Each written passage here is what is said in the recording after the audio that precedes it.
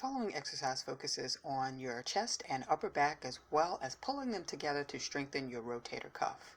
Begin lying down with dumbbells over your chest, palms facing outward and shoulder width apart.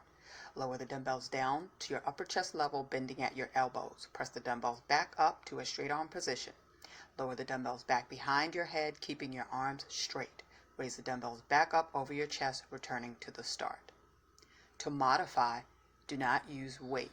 You can use a stick like I do, or a broomstick or a mop stick. Really, whatever you have, just focus on performing the movement and keeping your arms straight. Do not bend at the elbow when you lower the dumbbells or the stick back behind your head, and over again to the start.